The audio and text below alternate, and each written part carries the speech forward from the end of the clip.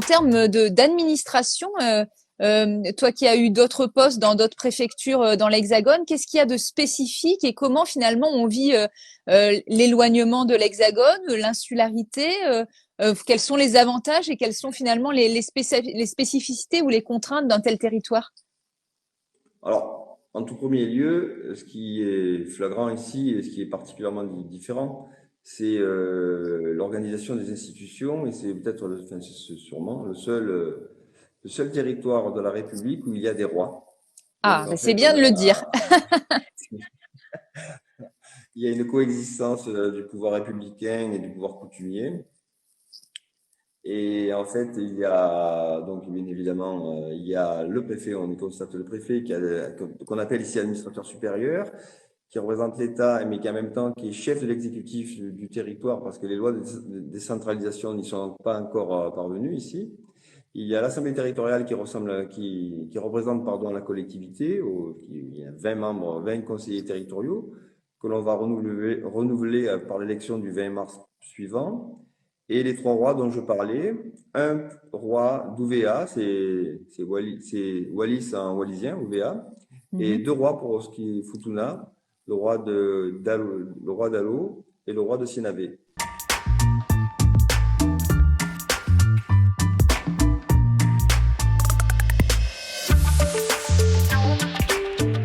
Originaire de Poindimier, ma mission, je conseille le haut commissaire et tous les représentants de l'État concernant tout ce qui se passe dans la société kanak, comment est structurée la société kanak et comment les gens vivent. Donc pour le troisième référendum, j'ai eu justement à expliquer aux délégués que ce sont des lieux où il faut faire très attention, que tout est observé et qu'il y a des codes.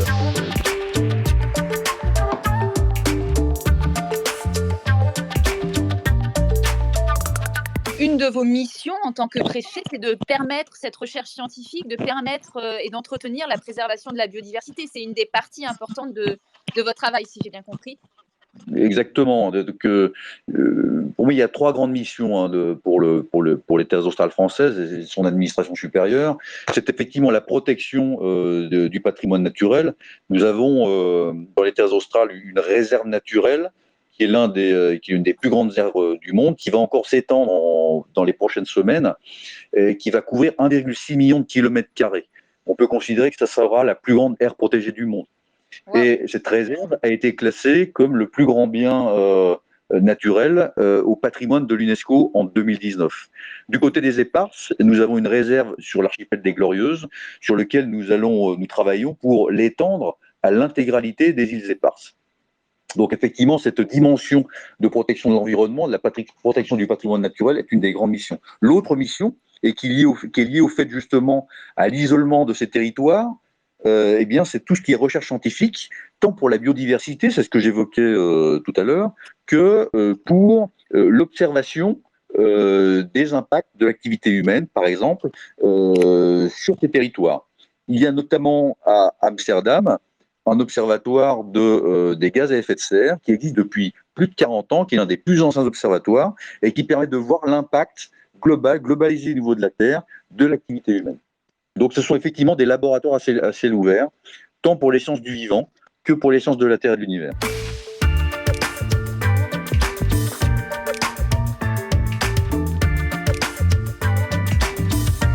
Il se trouve que vous avez beaucoup travaillé à Mayotte sur ces questions parce que vous avez un enjeu similaire avec un volcan sous-marin pas très loin de la côte de Mayotte finalement.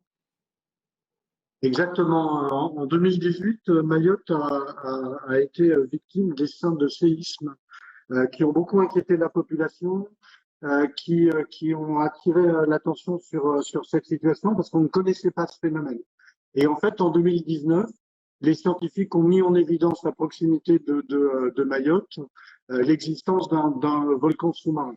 Ça a permis de développer ensuite un réseau de surveillance. Donc, on apprend à connaître le volcan et ça a permis aussi de voir qu'il existait à Mayotte une activité volcanique et sismique qui aujourd'hui est sous surveillance. Alors évidemment, ce qui s'est passé au Tonga nous interpelle. On se demande si ça peut être le même phénomène ou pas. Mais surtout, c'est Est-ce qu'on peut en tirer des retours d'expérience Bien en sûr. matière de surveillance du volcan, d'information des populations, de préparation à la crise? Et puis les conséquences que vous évoquiez sur les ruptures d'Internet, le tsunami, voilà, est-ce qu'on court les mêmes risques ou pas à Mayotte? Pour nous, ça sera un point intéressant. Mais bien évidemment, nous n'avons pas attendu Tonga et ce phénomène pour nous mettre pour être prêt et on a donc développé une campagne de surveillance et puis lancé une campagne de sensibilisation des Mahoraises et des Mahorais pour leur apprendre à vivre avec le volcan.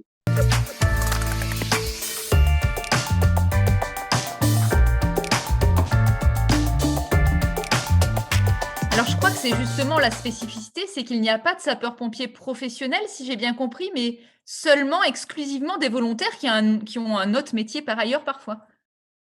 Oui, la spécificité de Saint-Pierre-et-Miquelon, c'est qu'on compte donc seulement des corps communaux. Il n'y a pas de service départemental d'incendie et de secours à Saint-Pierre. Le corps des sapeurs-pompiers de Saint-Pierre, qui compte environ 30 volontaires, celui de Miquelon, une quinzaine, qui d'ailleurs recrute des métropolitains saisonniers tous les ans.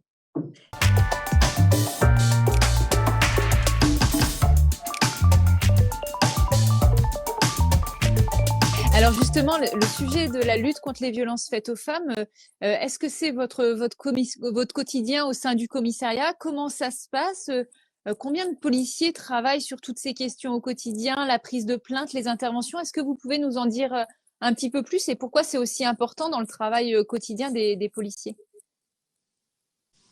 Peut-être quelques chiffres. Les violences conjugales à La Réunion, il y a 5 ans, en 2017, et à comparer avec celle que l'on enregistre aujourd'hui, on est sur plus 50%. Donc ça a vraiment augmenté. Le nombre de faits constatés, c'est vraiment très important. C'est également des statistiques qui sont largement au-dessus de la norme par rapport à des référentiels sur d'autres territoires, qui traduisent une vraie problématique. Donc, c'est pas une priorité pour nous, c'est vraiment la priorité de lutte contre la délinquance sur le territoire réunionnais. Alors pour répondre à votre question, il y a des policiers spécialisés, mais j'ai envie de vous dire, tous les policiers sont concernés par ce problème-là, parce qu'ils peuvent tous potentiellement intervenir en flagrant délit, c'est-à-dire lorsque une agression se produit dans la sphère familiale, et ils doivent être à même de bien juger la situation et d'interpeller l'auteur, puisqu'on est vraiment dans une approche en lien avec les autorités judiciaires de grande fermeté et qu'on le peut de placement envers la loi.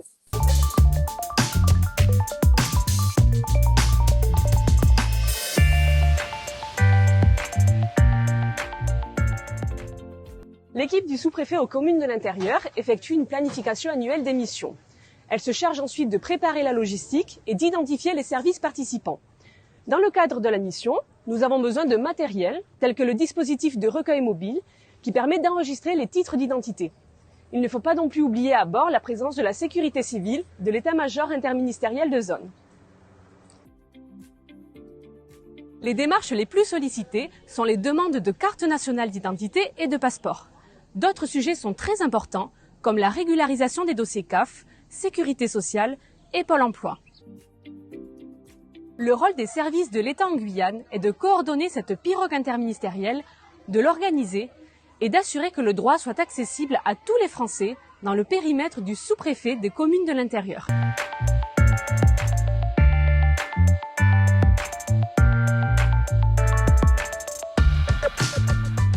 Alors là, vous m'avez parlé pour 2022 des assises que vous voulez lancer. Est-ce qu'il y a d'autres actions ou d'autres temps forts au cours de l'année que vous avez prévus sur ces questions? Alors, il y a tout ce qu'on fait de façon habituelle qui continue. Donc, on avait l'an dernier, on a un appel à projet sécurité routière qui a été lancé cette année. Donc, on va retenir des projets, des associations qui vont nous aider dans les thématiques plus générales. Et puis ensuite, on essaiera de les canaliser dans ce qu'on va décider dans les assises. Mais pour éviter d'attendre les assises, on a lancé ces projets.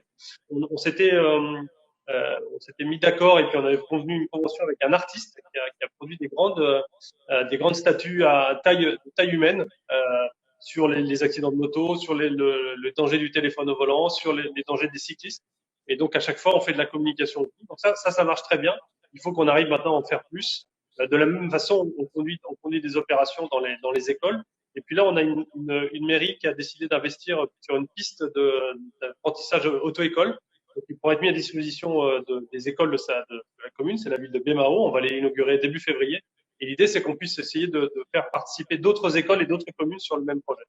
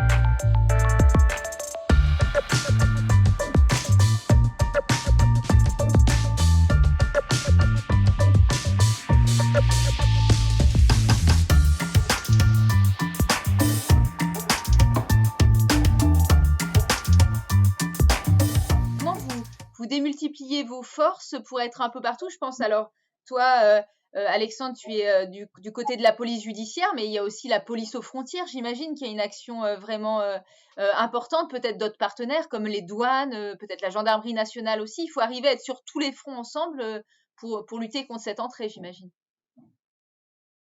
Ouais, complètement. S'il y a vraiment un domaine, je dirais, dans lequel la coordination doit être vraiment maximale, c'est bien celui du trafic de stupéfiants, puisque je dirais c'est un domaine, une lutte entreprise par multiplicité de services qui concourent tous, je dirais, à cette lutte, chacun avec ses moyens, mais en coordination. Et l'OFAST, dès sa création, a été institué comme chef de file pour voilà, coordonner au mieux ce combat qui est mené par nos partenaires des douanes, de la gendarmerie nationale notamment, mais de la marine nationale également, s'agissant de la zone sur laquelle nous évoluons. Alors justement, comment ça se passe en mer? Est-ce que comment on intercepte des navires dont on suspecte qui détiennent de la drogue? Comment ça se passe sur ce volet maritime? Il y a des spécificités particulières? Alors, ce qu'on peut peut-être dire sur le volet maritime, d'abord, c'est que c'est une espèce de spécialité de la zone antillaise que de travailler sur les go-fast. Alors, on a des go-fast dans d'autres régions du monde, hein, on en a en Méditerranée, on en a en Asie, etc. Mais là, comme on a beaucoup de petites îles dans cette géographie, c'est une spécificité locale de travailler sur les go-fast. Et alors, les go-fast, ce sont des petites embarcations, hein, souvent légères, très très motorisées, qui ont vocation à transférer très rapidement de la marchandise, donc des stupéfiants le plus souvent, soit entre deux îles, soit entre un bateau, je dirais, qui est une ressource, hein, qui est une réserve, et des trafiquants et la destination finale. Ces go-fast, on les repère, soit avec du renseignement, soit avec du repérage aérien, satellitaire, par avion. Donc, il y a tout un travail de repérage. Et ensuite, on les cible de façon à les intercepter, à les arrêter, et puis pour récupérer la marchandise et récupérer les personnes qui sont à bord.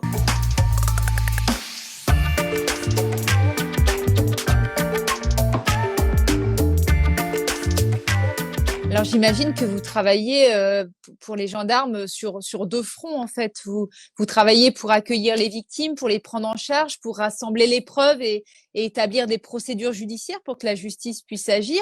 Mais j'imagine que vous travaillez aussi beaucoup en prévention pour éviter que de tels actes se passent. Comment vous prenez en compte finalement ce phénomène et quelles sont vos possibilités, parce que face à un tel nombre, il faut aussi c'est beaucoup de travail pour finalement les gendarmes sur les îles où vous êtes? Alors, c'est un problème qu'on a pris à bras-le-corps depuis plusieurs années et singulièrement depuis 2019, à la fois dans le cadre donc, de ce qui a été mis en place au niveau national avec le Grenelle et toutes les directives ministérielles, mais également localement, puisque nous avons déployé un plan d'action qui s'appelle Agir face aux violences conjugales face à ce phénomène en 2019. Donc, globalement, la réponse est simple, elle repose sur 3 piliers. Le premier, c'est l'accueil et la qualité de l'accueil qu'on réserve aux victimes. Le second pilier, bien sûr, c'est le volet judiciaire, les investigations qui doivent être rapides et efficaces. Et le troisième, qui est lui aussi crucial, c'est l'accompagnement et le suivi des victimes a posteriori. Sur le volet accueil, on a clairement investi lourdement ce champ-là parce qu'il y a peut-être eu des choses qui étaient perfectibles par le passé. D'abord en formant massivement tous nos personnels qui sont en charge de l'accueil directement, les brigades ou indirectement, par exemple les opérateurs 17 ou des unités un peu plus spécialisées, donc à l'accueil des victimes. Donc une journée de formation en présentiel et une demi-journée en enseignement à distance. 250 militaires ont reçu cette formation depuis 2019.